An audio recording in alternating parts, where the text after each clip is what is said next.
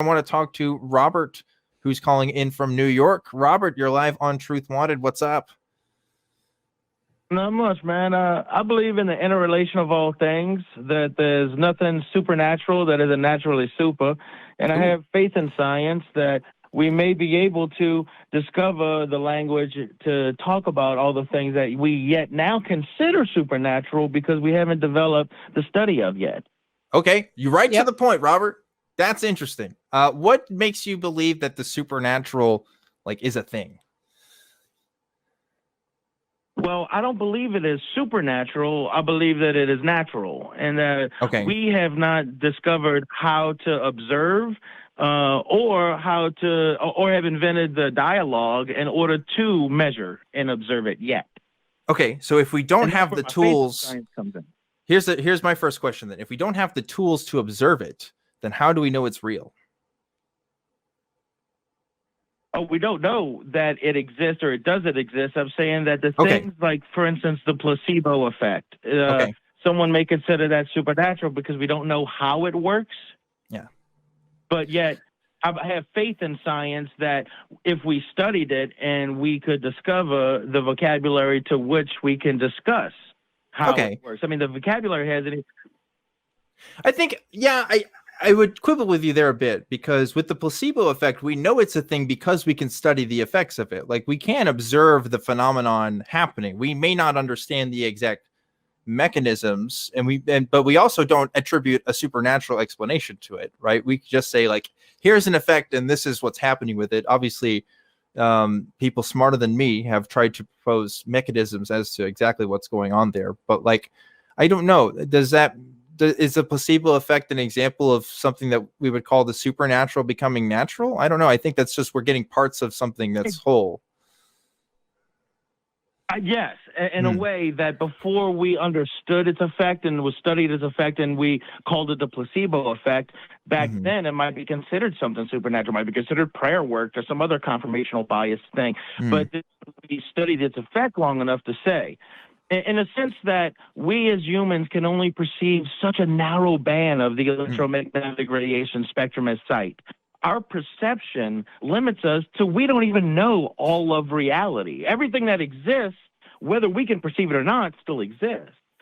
We haven't even developed the measurement tools to be able to see, for instance, the universe is 5% organic matter, and the rest of it is, 27% of it is dark matter, 85% of it is dark energy.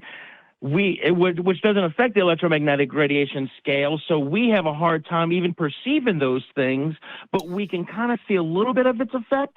So we are just on the precipice of being able to develop the language to talk about things that right now, dark matter might sound supernatural to somebody not in the know. But we are on the precipice of knowledge to be able to, we first need to develop the ability to measure those things, which we don't even know how to measure those things yet. Sure. But once we do, I have the faith in science. Which things do you like? Can you give me an example, Robert? I want to know, like, you're saying we don't have the tools yet to measure some of these things. Like, which examples are you talking about specifically? Well, for instance, dark matter and dark energy in the world, we barely have the ability to perceive those things. But we do observe it, though, right? Like, it's not, like, completely made up. Some of its gravitational effects. Yeah. But we don't understand it yet. Right, and that's what I was saying. I have the faith in science here's the difference, to be able to discover that. They are using scientific measurements and tools and data to come to the conclusion that dark matter and dark energy is a thing, right? Like, we are still using the scientific method to determine that that's real. Like, we haven't used the scientific method yet to figure out where I can read Megan's mind. Like, that's kind of when I talk about the supernatural. Or have we? I don't know. Wait, let's do this right now. Megan, pick a shape. Okay. All right. You're thinking of a triangle. I was thinking of a triangle. That's science, baby. I just proved it. There you go. Thanks, Robert. Science. It works really well, As long as we just acknowledge all the things we hit on and none of the things and ignore all the things we miss on, we'll be great. Exactly. I see your point, Robert. I see like, yes, there's stuff that we don't know yet. And I've been talking here, and I want Megan to come in after I talk here. But like I concede the point that yes, there are things that we thought maybe weren't possible or weren't known until we predicted phenomenon before we had more data on them, right? Like that's the thing. We can make predictions about ideas that eventually become true.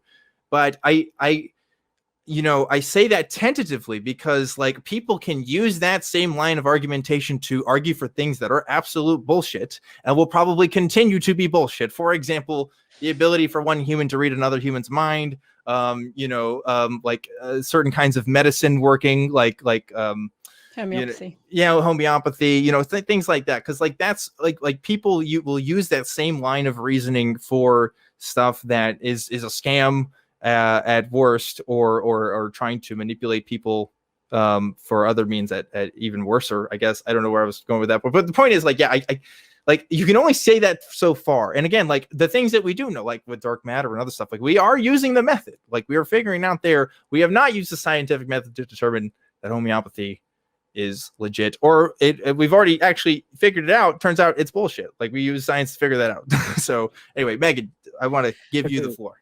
I'm honestly not sure I have an awful lot to add, except that, yes, I do agree with the general premise that science is advancing and allows us to better understand the universe and the natural world as it advances.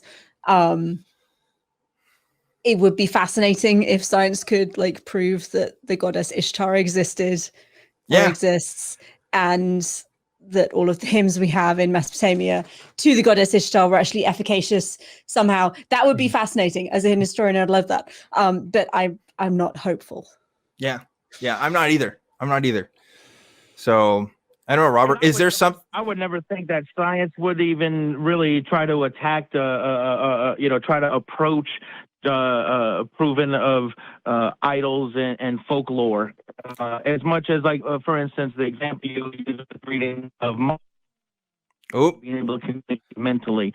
We've noticed this ability in Aborigine species that they've been able to almost have conversations and wait, we didn't even speak a word for the last 20 minutes. They've noticed that, or at least the idea exists that memes as far as the thought memes, and we've all experienced those synchronistic moments where we're thinking of a song, and as soon as we walk in the room and our partner is singing the same exact song that we were thinking of as we walk in the room, or somebody's about to call us and they're going to call you, you pick up your phone right as they call you. We all experience those things. So what I'm saying is that potentially, and I believe that science, maybe one day, if science is very timid about studying consciousness, and I would love to see the scientific field actually try to study consciousness and the placebo and discovering how those things work, because I think in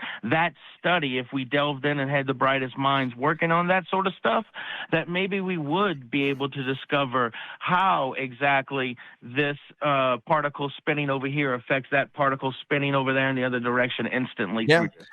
Yeah. I mean, you cut out for a little bit there, Robert, but I got the gist of what you were saying, right? Like, especially with quantum stuff, that I'm not an expert on that, but I do know that what we determine from that will probably be from the methods of science, from like naturalism and stuff. And when it comes to like synchronicity and stuff too, like that stuff doesn't personally impress me. And I'll tell you why. It's because like if we live in a world that has limited options, like of there's only so many songs out there right now to listen to, and you're going to be surrounded by an environment that is probably going to play the songs that because they're probably from your country of origin, or are available to you. Like there's going to be coincidences where you're thinking of a song and you're going to hear it sometime. Like that just has to happen.